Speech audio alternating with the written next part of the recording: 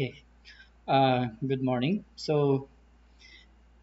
I hope you have already listened and watched my lecture regarding the eggshell skeleton because today our next topic will be appendicular skeleton. I have already changed my cursor so that you could easily see or the things that I want to emphasize in the PowerPoint slide presentation. Okay, so the appendicular skeleton. Now, appendicular skeleton class, there are 126 of them. Okay. Uh, Primarily, it is concerned for movement. Okay. So it is called appendicular because it appends on the central skeleton or the axial skeleton,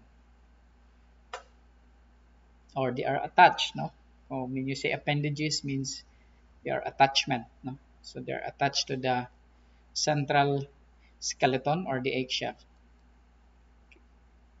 So the upper limb consists of the shoulder girdle or the shoulder, followed by the arm. This is our arm, forearm, and wrist and hand. Okay, that is the upper limb.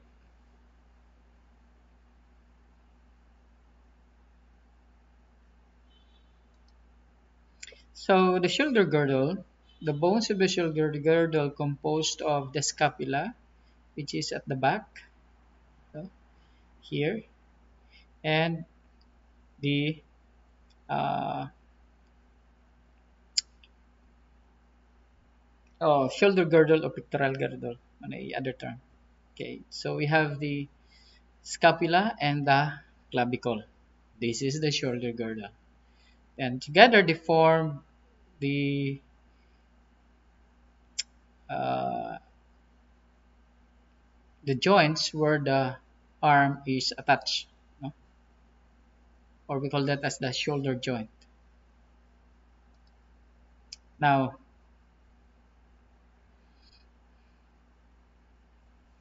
you have here the posterior view of the scapula.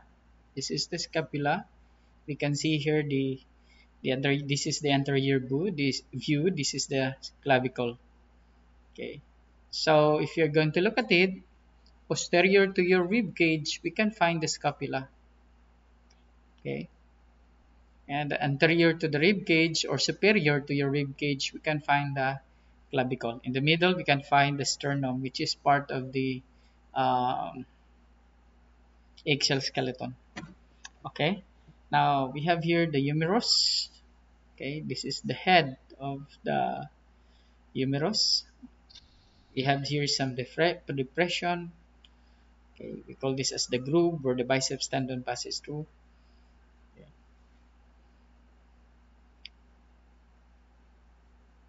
So here in the posterior view, we could see the vertebra in the ribs. Okay, so the shoulder girdle has a triangular shaped scapula, the blade. We can find also the spine of the scapula, acromion, carotid process, and glenoid cavity. So this is the basic parts of the scapula. So you have here the spinous process, or the spine rather, not spinous process. Spine of the scapula. This is the medial border because it is near the vertebra. This is the lateral border. This is the inferior angle, the superior angle of the scapula. Okay. This is the acromion where it is palpable. See here, this is the acromion process here. There's a hard structure here in the shoulder. This is the acromion. Okay, that's the acromion process. Okay, so this is the posterior view. Then let's look at the medial view. So we have here the glenoid cavity. Okay, so it is a cavity. It is a hollow opening, although it is very shallow. Okay, then chromium process. Then you have here the coracoid process, which serves as attachment of the muscle. So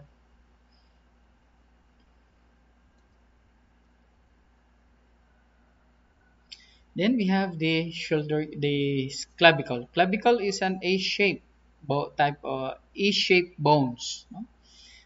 The distal end of the clavicle articulates with the acromion, forming the acromioclavicular joint, and the proximal end articulates or connect with the uh, manubrium of the sternum. We call that joint as the sternoclavicular joint. Sternum, clavicle, no? Sternoclavicular joint. Acromion and clavicle. So you have your acromioclavicular joint. Okay, so this is your here. This is your sternoclavicular. It is palpable, no, kaning area. So this is the proximal end, and this is the this one. This is the uh, distal end. Then you have your arm. Okay, the bones of the arms. You have your humerus. So this is the humerus, no? So you have there the greater tubercle, no, kanang area. Anyway, we will go when we go to the shoulder girdle. We'll be studying that, no? We'll be looking at that. Then you have here the medial condyle, lateral condyle. You have your uh, trochlea. Then you have your capitulum. Okay. So this is the radius. This is the ulna. Okay. So inana na siya class. So the radius is the lateral. So when you are in anatomical position, your arms hanging on the side with your palms facing forward. So the bones on the forearm, which is located on the side, pinaka side yun, that is your radial bone. Then in the middle or naatapad nimo, that is your ulna.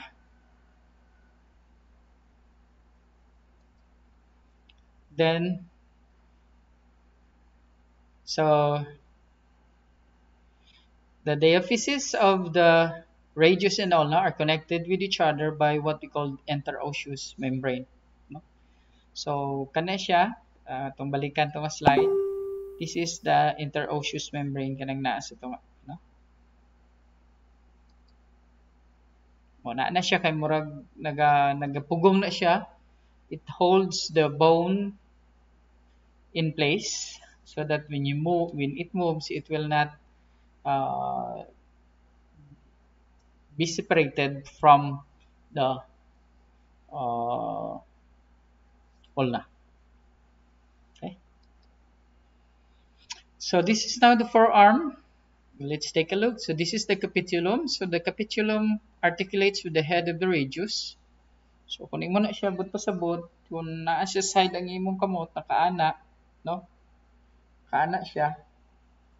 So ang kani diri nga side kani okay, ana mo maning pam na ko, no? Kani nga side, this is the radius, this is the ulna, kani diri nga side ulna. So kani diri dapit I don't know how to show it to you. So diri dapit na ko sa mid diri nga side, this is the capitulum area, then radius, no? Then you have your trochlea where the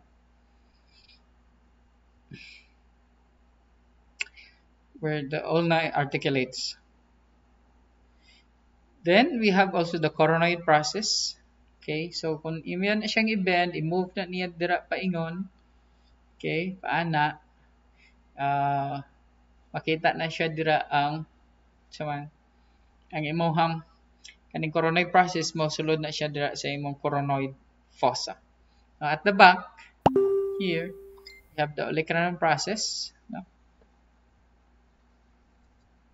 Okay, so this is the structure, the proximal end of your ulna. So you have here the trochlear nuts, the coronoid process, the radial nuts, naga-articulate pa ng head sa radius dra. Then ulnar tuberosity. This is the olecranon. So diri na ga-insert ang tendon sa imong triceps.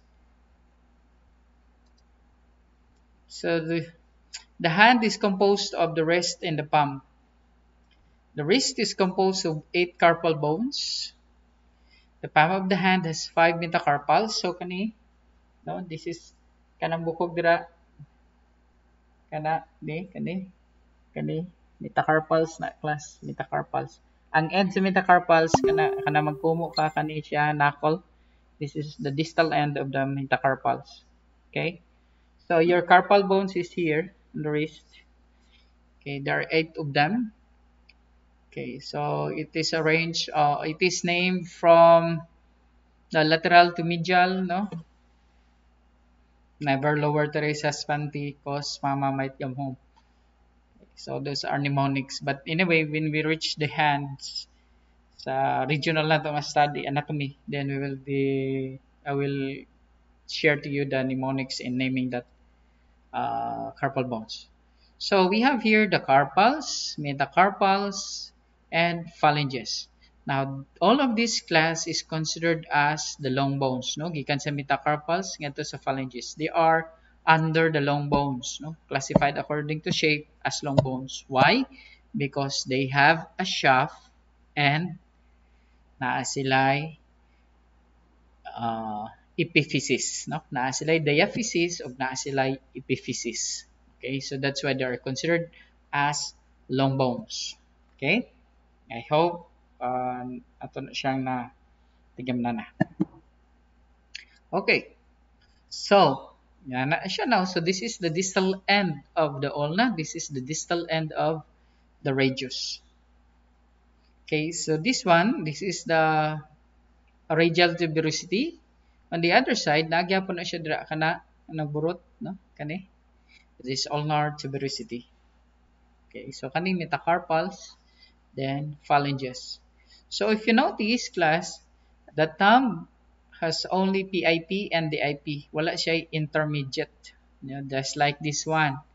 You have metacarpals, then you have your intermediate, then your IP, we call this as IP, then or interphalangeal joint, then your DIP. Ini siya PIP ni proximal, no? Proximal, interphalangeal, then you have your DIP, distal interphalangeal. Kani siya, a portion, kani, no? Kaning gamay diri, mao na siya imuhang DIP. Kani siya, this is interphalangeal. No? This is the PIP or proximal interphalangeal joint, bone. No? So inana. Lower limb. Let's go now to the lower limb. This is just passing, no? Sa lower limb, naka-attach na siya sa pelvic girdle. So we have the pelvic girdle here. So this is the pelvic girdle. It is composed of 3 bones, no? So sa taas diri ang shoulder girdle duwa, no? Clavicle and scapula at the back. Sa lower limb, na siya imong pelvic girdle na itulo. So you have your ilium, kani siya batang kung saan pa, no? Then your sit bone or your ischium and pubis, kanang dra dapit sa puson lang to nga gahi-gahi, no? Puson na base mag-ingon sir lahi man ang gahi nako. No? I'm referring to your hypogastric area.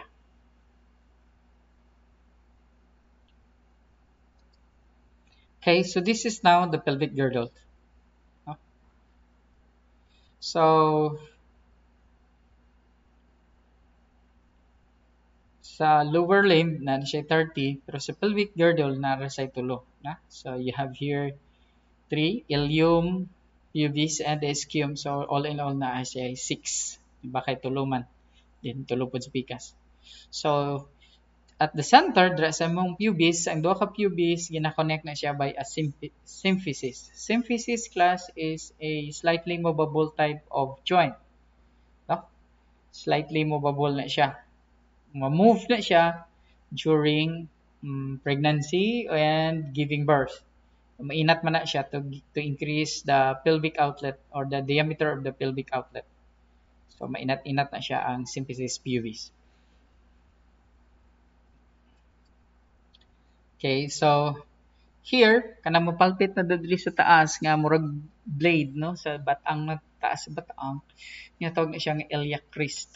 No, this is the iliac crest.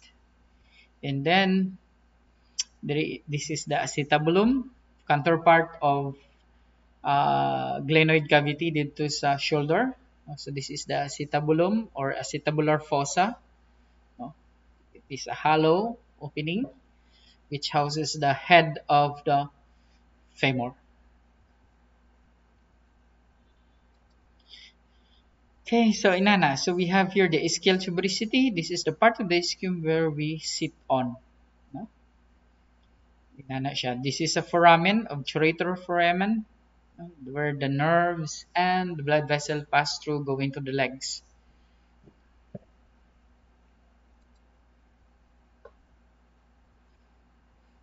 Okay. So here we have the false pelvis. Ang kanang false pelvis, it contains no pelvic organs except urinary bladder. So but pasabot kanang dira siya sa ilalom dapit no. Kay urinary bladder na to na dira. So below that pelvic brim, no, that is already the false pelvis. Kaya ang pelvis kaniman dyan, this is the pelvis. No? So, nana. Yun yung brother ang ginang content niya. So, this is the path of the childbirth. Oh, we have the inlet and the outlet. So, this is now your inlet. This is now your false pelvis area. Kani? Above anak niya, there's false pelvis. This is the pelvic outlet. So, if you notice, this is your sacrum. Then you have your coccyx. So, nana iyahang apiras. Excuse me. So here, the false pelvis is greater than the true pelvis. Okay. So, what is the difference between the male and the female pelvis? Okay. First, let's go with the bone weight or bone density. So usually male have heavier bones and they have larger bones and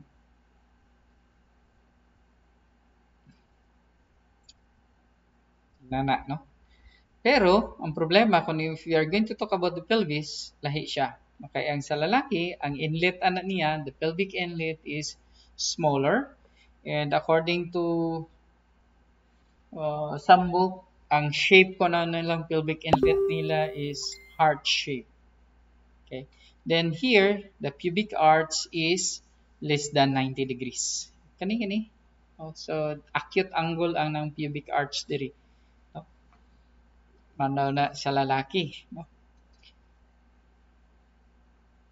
Then, the female pelvis is different because the pelvic inlet niya, ang shape is more on oblong. Medyo circular or oblong. No? So, lalaki medyo heart shape siya. Okay. Then you have ang imuhang coccyx is negative na siya medyo posteriorly. So instead nga nagabawog no siya pasulod atong tan-aw to ginang lateral kani. Sa babaye instead nga inani ang position no sa sa babaye instead inani unta iyang position pareha sa male ang iya sa babaye medyo naga-move ni siya diri no? Diri siya dapit para mo dako ang iyang outlet. So let's go now with the arch, pubic arch. So sa pubic arch sa babae is more on obtuse angle. When you say obtuse, it is more than 90 degrees. No? Dako siya. So that the passageway or the outlet, pelvic outlet, dako siya. So that if nagpanganak, dili siya masangit. No? So the thigh, ang paa na to, nadra makita ang longest and largest bone. It is the femur, no? Heaviest, strongest bone. Okay, so you have the femur. So, na siyang head sa femur na to, naka-articulate sa acetabulum. Then, ang distal ana, the medial and the lateral condyle dito sa ubos, no? Articulates with the tibia or nanga-join sa tibia. So, this is the head of the femur. Makita nimo na siya depression drop. We call that as fovea capitis. Pero actually, in dissection class, na siya artery nga nag-perforate dira, no? Ito tawag ng ligamentum teres. Okay. So this is the neck of the femur. Then you have here the greater trochanter, kanang area. Then the lesser trochanter. Then this one, this is the intertrochanteric line. It connects the two trochanter. Okay, so inana siya, no? So this is the leg. So this is the greater troch. This is the patella. This is the lateral condyle, medial condyle. So it articulates with the tibia. Then you have here the this is your fibula. Okay. So this is the patella, no? Ano siya? This is a sesamoid bone. This is the largest sesamoid bone. Na-form na siya through intramembranous ossification. Gikan sa tendon sa quadriceps muscle. Nag-ossify, din nahimo na siya ng patella. Kung sa Bisaya pag natawag na to siya nga tuway-tuway. Diba? Ang uban sa panahon sa Quaresma or during the Lenten season, they would go to the cemetery and try to dig, no? To dig and to find a patella of the infant because they think that it will give them additional power. It is used as talisman. Okay, so this is the thigh, no? So usually hitabo diri aside from fractures sa bukog, usually sa patella, no, natin injury, we call that runner's knee, wherein you have a painful patellar area during walking or running. Okay, so let's go now to the lower leg. There are two bones, no? Sa lower leg, you have your tibia and your fibula. Kaning smaller one, that is your fibula. Now, it's only the tibia that articulates with the femur. The tibia, or the fibula rather, serves as strut bone. When you say strut bone, it is there to support only, no? Attachment for the muscle. So, wala gid siya direct connection dito sa femur. Ang iyang ga-articulates lang siya sa muhang tibia. So, inana. Then, distally, the tibia forms the medial malleolus. Then, the fibula forms the lateral malleolus. Unsa man na isla? Kana makita nimo ng malleolus kay or malleoli kung duha ka buok kanang nagaburot nimo sa distal part sa imong foot, no? Proximal sa imong foot. Naa diri gaburot nga both sides. So katong naa dapit sa gawas, that is your lateral malleolus, kana sa middle, that is your medial malleolus. Okay. So inana sa kani sa medial malleoli gikan sa ends sa tibia diri. And this is the lateral malleoli sa side. No? Ang purpose sa malleoli, maura na silang purpose or they have the same purpose with your radial and ulnar tuberosity diri sa wrist. Okay, ang radial and ulnar styloid process, no? Styloid process, I mean not tuberosity. Ang purpose na nimong styloid process kanang gaburot bitaw ni og kaning diri sa tunga, diri dapit. Kanang gaburot diri. Okay, ang purpose na niya is to prevent your carpal bones from sliding laterally if you're going to do we call this as your ulnar deviation. So, may tendency mo slide na sila dito. So, para di siya magawa sa joint na siya ay sagang or we call that as slack. No?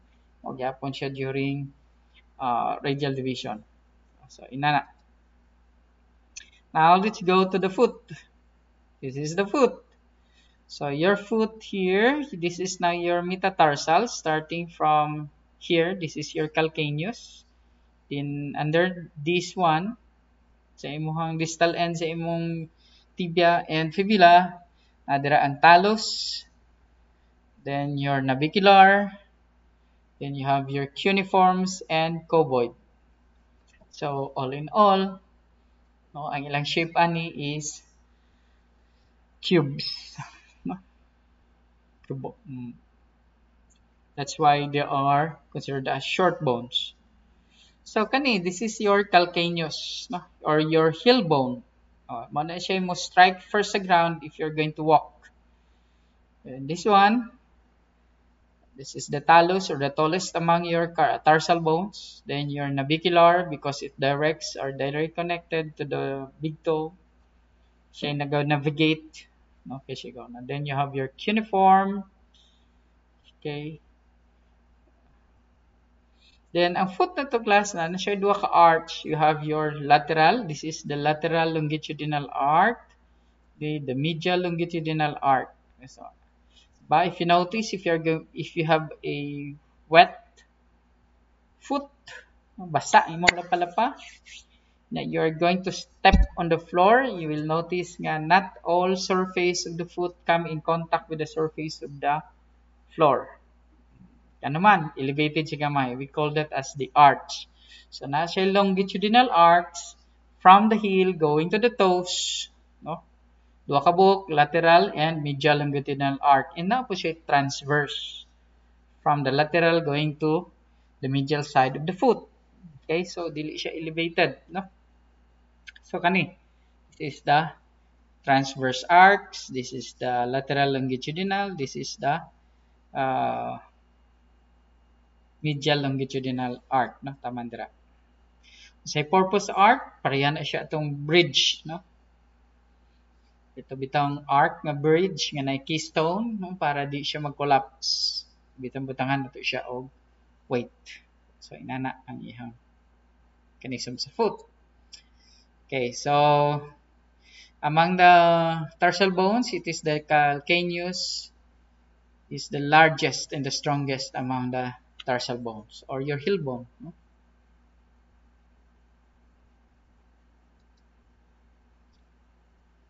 So inana. So this one, this is your metatarsal, and this is your toes or your phalanges sa imong foot. Okay, so this is the top view of the foot. This is the talus. The talus articulates with the distal end of the tibia and also fibula.